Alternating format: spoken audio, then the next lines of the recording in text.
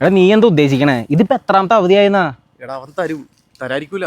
തന്നില്ലെങ്കിലേ കുത്തിപ്പിടിച്ചോടിക്കാൻ എനിക്കറിയാം. പക്ഷെ അതിൻ്റെ ഇടയിൽ നീ നിൽക്കണോണ്ടാ ഞാൻ മിണ്ടാണ്ടിരിക്കണത്. എടാ അവൻ നിനക്ക് പൈസ തരാൻ വേണ്ടി എല്ലാം റെഡിയാക്കി വെച്ചാണ്.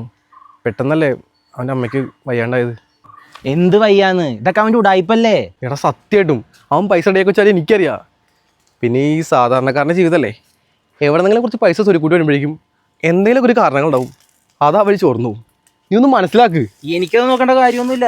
എനിക്കിന്ന് വൈകുന്നേരത്തേക്കുള്ള പൈസ ഇടണം, ഇല്ലെങ്കിൽ നമ്മൾ തമ്മിലുള്ള ഇരിപ്പശ് ഇവിടെ കൊണ്ട് തീരും. എടാ നിനക്ക് അവനെ പൈസ കിട്ടിയിട്ടുണ്ടല്ലോ ജീവിക്കാനായിട്ട്. അതെടാ എൻ്റെ കയ്യിൽ പൂത്ത കാശുണ്ടെന്നേ. അത് കണ്ണി കണ്ടവർക്ക് ഓശാരം കൊടുക്കാൻ വേണ്ടി ഉണ്ടാക്കി വെച്ചേക്കണതല്ല. നിന്നോടൊക്കെ എന്ത് പറയണടാ? എന്നോടൊന്നും പറയാൻ വേണ്ട. ഞാൻ ആരുടെ ഔദാര്യത്തിനല്ല ജീവിക്കണത്. എനിക്കൊരാളുടെ സഹായവും വേണ്ട. ചേട്ടാ ഒരു സോഡയും തന്നെ. നിനക്കണോടാ? എനിക്ക് വേണ്ട.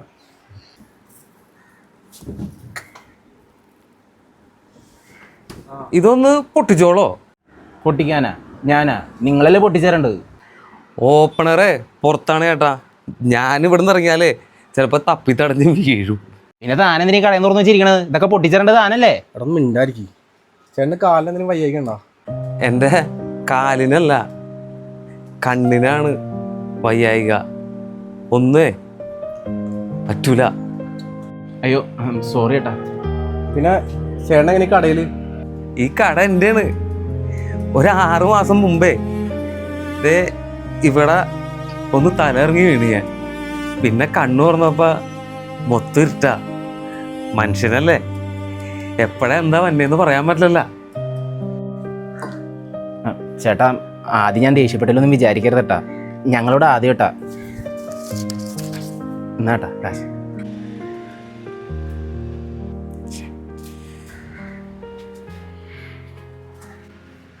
അതെ അവനെ വിളിച്ചിട്ട് പൈസ പെട്ടെന്ന് തരണ്ടെന്ന് പറ. അവൻ്റെ അമ്മയുടെ അസുഖം മാറട്ടെ, എന്നിട്ട് മതി. എന്ത് പറ്റി പിടിയുന്ന്? മനുഷ്യന്മാരല്ലേ? അതെ, മനുഷ്യന്മാരല്ലേ. എപ്പോഴാ എന്താ സംഭവിക്കുക ഒന്നും പറയാൻ പറ്റില്ല. പിന്നെ എന്തിനീ